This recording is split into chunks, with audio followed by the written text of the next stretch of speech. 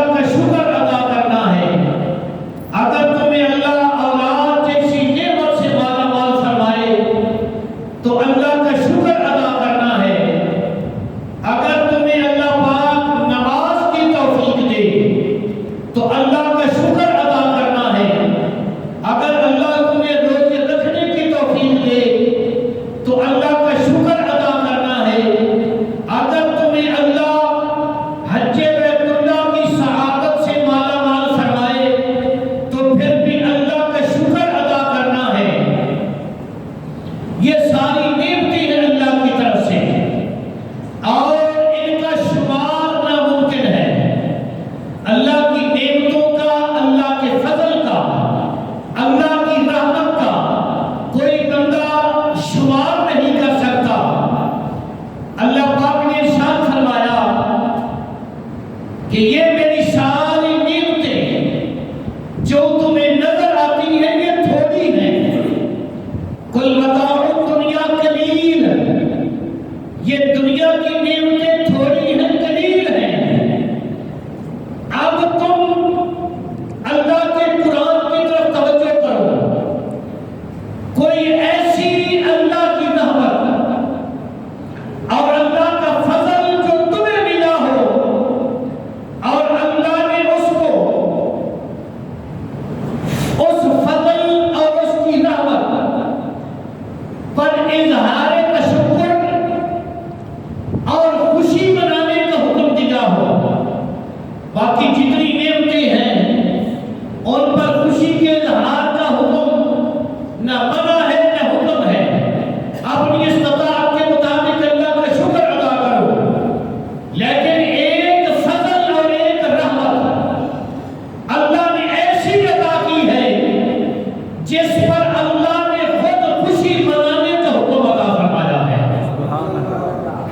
اور وہ اس آیت کریمہ میں اللہ پاک نے ارشاد فرمایا، قل فرما دو اے حبیب علیہ السلام، بفضل اللہ، تمہیں جب بھی اللہ کا فضل ملے، بفضل اللہ، تمہیں جب بھی اللہ کا فضل ملے، وبرحمتہ ہی، اور جب بھی اللہ کی رحمت نصیب ہو تو تم کیا کرو، فبذالک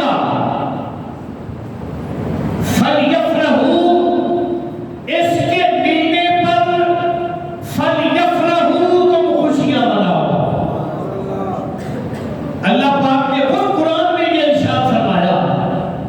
یہاں ایک بات بڑی قابل غور ہے، ہم لوگ یہ سمجھتے ہیں کہ اس آیت کریمہ میں دو چیزوں کا حکم ہے، دو چیزوں کا ذکر ہے، ایک اللہ کا فضل اور ایک اللہ کی رحمت، ایک اللہ کا فضل اور ایک اللہ کی رحمت، اور دو چیزوں کا نام لے کر اللہ نے ذکر کیا اور اس کے درمیان واو عطف کا اظہار کیا۔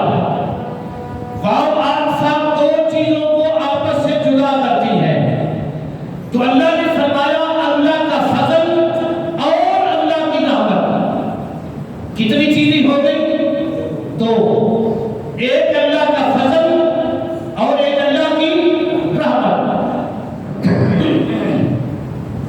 آگے ارشاد فرمایا فبذالک، تو یہ ذالک جو ہے یہ واحد کا صیغہ ہے، توجہ فرماؤ کہ مسئلہ سمجھ آ جائے گا۔ یعنی ذالک ایک چیز کے لیے استعمال ہوتا ہے، ذالک الکتاب لا ریب فیہ، قرآن پاک کے لیے، اللہ کی یہ کتاب کے لیے قرآن پاک، ذالک واحد کے لیے استعمال ہوتا ہے، اور دو کے لیے کیا استعمال ہوتا ہے؟ ذالک یا دل کا، اولئک۔ اللہ کریم نے یہاں واحد کا صیغہ استعمال کیا، مثال سے یوں سمجھیں کہ زید اور بکر کمرے میں آئے، دو ہے نا، زید اور بکر کمرے میں آئے، اگر کوئی کہے کہ زید اور بکر کمرے میں آیا تو آیا کہیں گے واحد کے لیے ہے، آئے یہ دو کے لیے ہے،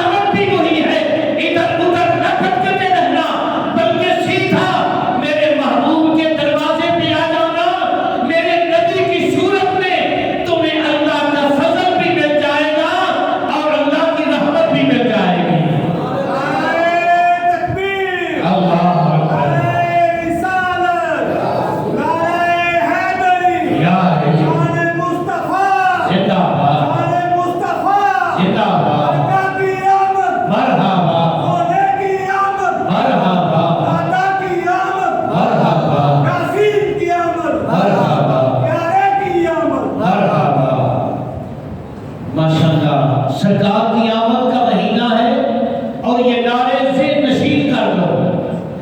जब भी सरकार की मोहब्बत का कोई जुमला कान में आए तो फिर बेसाख्ता नारा निकलना चाहिए और आमिना के लाल की आमद पर सरकार की मोहब्बत का खास कर या रसूलुल्लाह का नारा लगाना ये मदीने वाले सहाबा की सुन्नत है।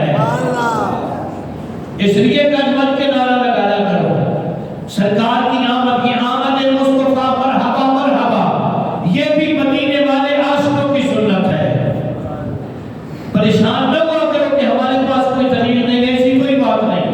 तो मसला समझाना ये चाहता हूँ, अल्लाह का फजल और अल्लाह की रहमत, खोलो न खोलो, अल्लाह का फजल और अल्लाह की रहमत ये एक ही जात है।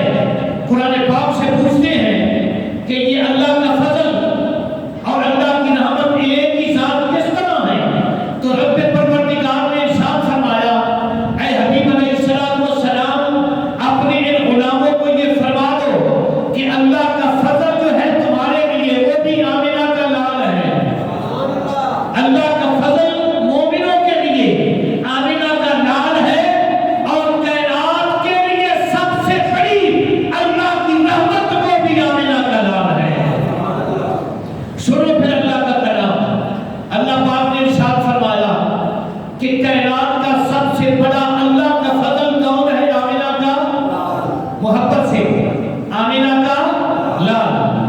अल्लाह पाक ने 22वें पारे में इस बात की वजाहत इरशाद फरमाई। अल्लाह फरमाता है, या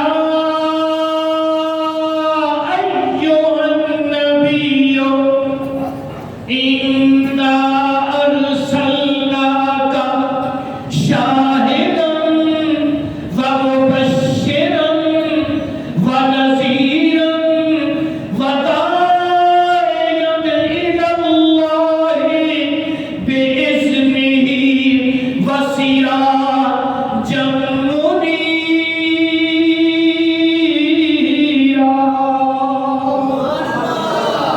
वबश्शिरिल मुमिनीना वबश्शिरिल मुमिनीना वबश्शिरिल मुमिनीना बिअन्ना लहुम मिनल्लाहि फज़लन कबीरा।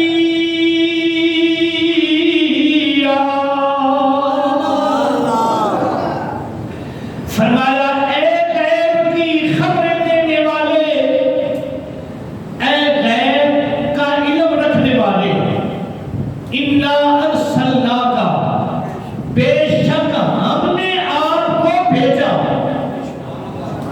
ये भेजना क्या है? मिलाद है। बेशक हमने आपको भेजा शाहिदन, हाजिर और नाज़िर बनाकर, व मुबश्शिरन, जन्नत तकसीम करने वाला बनाकर, व नज़ीरन, जहन्नम से बचाने वाला बनाकर। आप हज़रात की तवज्जो होनी चाहिए। व दाइयन इलल्लाह, अल्लाह की तरफ बुलाने वाला बनाकर भेजा है। व सिराजन मुनीरा, ऐ हबीब अलैहिस्सलाम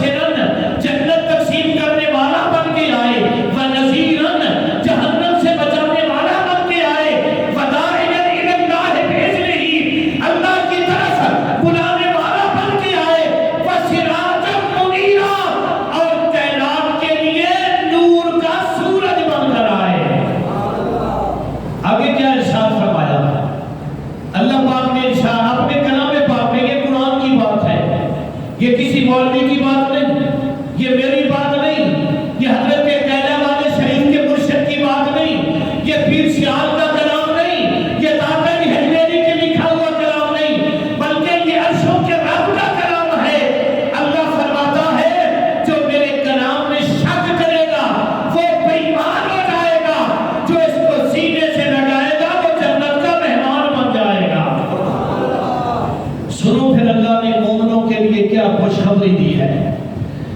اللہ فرماتا ہے وَبَشِّرِ الْمُؤْمِنِينَ بِأَنَّ لَهُم مِّنَ اللَّهِ فَضْلًا كَبِيرًا.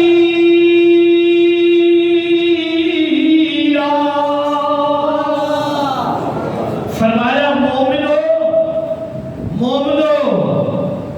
اے مومنو فبشر المؤمنین، یہ جو صفتیں میرے نبی کی بیان ہوئی ہیں، جو میرے نبی کا آنا بیان ہوا ہے، فرمایا مومنو تمہیں اس کی مبارک ہو.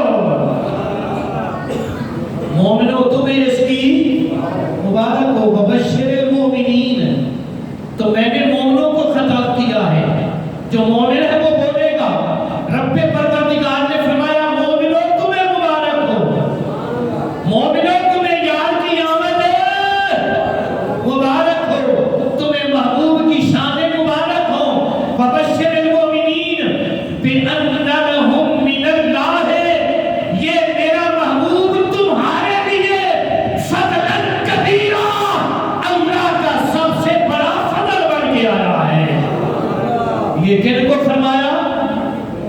مومنوں کو. کن کو فرمایا؟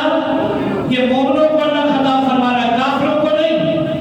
اب مومن ہی محبوب کی آمد کا ذکر کرتے ہیں، مومن ہی محبوب کی آمد کا جشن مناتے ہیں، مومن ہی خوشخبریاں سناتے ہیں. رب پروردگار نے محبوب کی آمد کے لیے فقط ایمان والوں کو خطاب فرمایا ہے. تو پتہ یہ چلا اللہ کا سب سے بڑا فضل کون ہے؟ آمنہ کا لال. اللہ کا سب سے بڑا فضل کون ہے؟ بولو، زبان کھولو.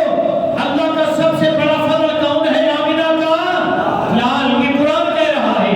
آگے کیا فرمایا؟ وَبِرَحْمَتِهِ، اور جب بھی تمہیں اللہ کی طرف سے رحمت ملے، جب بھی تمہیں اللہ کی طرف سے رحمت ملے تو رب پروردگار سے پوچھتے ہیں اے کائنات کے مالک و خالق، تیری سب سے بڑی رحمت کون سی ہے؟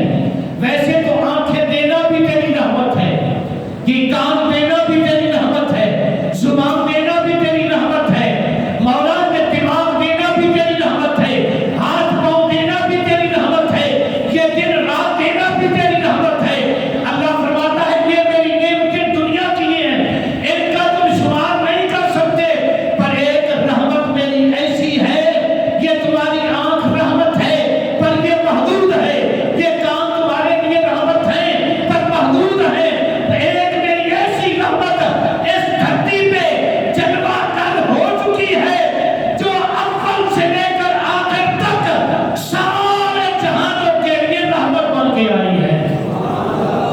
یا اللہ وہ تیری رحمت کون سی ہے؟ تو آؤ پھر قرآن پاک کے 17ویں پارے 17ویں پارے سے پوچھتے ہیں اے رب پروردگار ارشاد فرما کہ تیری سب سے بڑی رحمت کون سی ہے؟ تو اللہ فرماتا ہے میرا قرآن پڑھو تمہیں پتہ چل جائے گا. میرے قرآن سے پیار کرو، میرے قرآن پر توجہ کرو، تمہیں پتہ چل جائے گا. تو رب پروردگار نے ساری کائنات کی سب سے بڑی رحمت کا ذکر اس انداز میں کیا. یہ جو آیت میں پڑھنے لگا ہوں نا، یہ مومنوں کے چھوٹے چھوٹے بچوں کو بھی یاد ہے. یہ مومنوں کے چھوٹے چھوٹے بچوں کو بھی یاد ہے. الحمدللہ.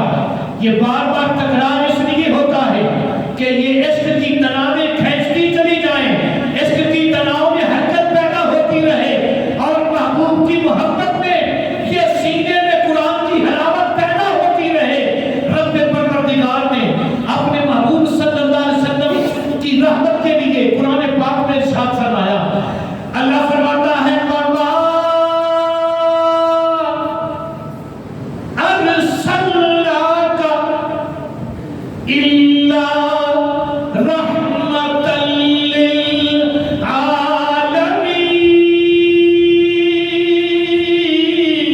لِلْعَالَمِينَ.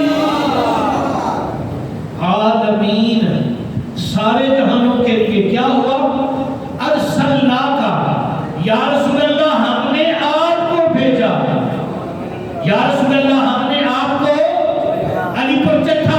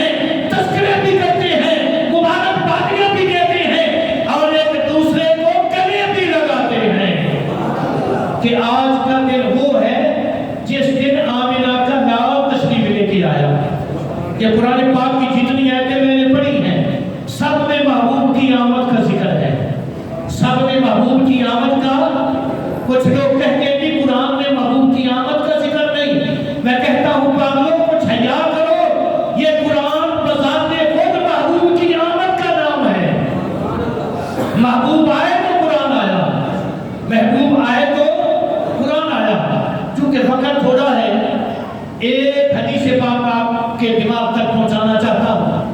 کچھ لوگ کہتے ہیں کہ میلاد شریف جو ہے یہ جو ہم 12 ربیع الاول کو مناتے ہیں، سرکار کا ذکر کرتے ہیں، سرکار کے لیے محافل سجاتے ہیں، سرکار کے میلاد کا تذکرہ کرتے ہیں اور خرچ کرتے ہیں، مبارکبادیاں دیتے ہیں، کہتے ہیں جی یہ نبی پاک صلی اللہ علیہ وسلم کے زمانے میں نہ سرکار نے میلاد پڑھا، نہ صحابہ نے پڑھا، نہ تابعین نے پڑھا، نہ تبع تابعین نے پڑھا، بلکہ یہ بریلی سے 100 سال پہلے شروع ہوا. تو میں آپ کے سر پر حلفاً کہتا ہوں ہاتھ رکھ کر کہ جو کام آمینہ کا لال بذات خود کرے، جو کام بذات خود آمینہ کا لال کرے، اس کو جو بندہ بدعت شرک یا حرام کہے اس کو ہم اور تو کچھ نہیں کہہ سکتے، بس اتنا کہتے ہیں کہ اللہ نے تجھے محبوب کی غلامی کے لیے قبول ہی نہیں کیا. سنو پھر میں حدیث پاک آپ کے دماغ تک پہنچاتا. صحیح حدیث جامع ترمذی شریف میں خود آمینہ کے لال نے اپنا میلاد شریف پڑھا، خود آمینہ کے لال نے اپنا میلاد شریف پڑھا. سنت کے 3 درجے ہیں، ایک سنت قولی ہے، ایک فعلی ہے، ایک تقریری ہے. تقریری سنت وہ ہے جو سرکار کے سامنے صحابہ کام کریں اور سرکار منع نہ فرمائیں، اور فعلی سنت وہ ہے جو سرکار خود کام کریں، اور قولی سنت وہ ہے جو سرکار کے لمحۂ مبارک سے بات نکلی ہوئی ہو. اس کا سب سے اعلیٰ اور اونچا درجہ ہے تو نبی پاک صلی اللہ علیہ وسلم نے خود اپنا میلاد شریف پڑھا، صحابہ کے مجمع میں پڑھا، مسجد نبی میں پڑھا، اور خود پڑھ کر سرکار نے اپنی امت کے لیے اپنا میلاد پڑھنے کا راستہ چھوڑ دیا. نعرہ تکبیر.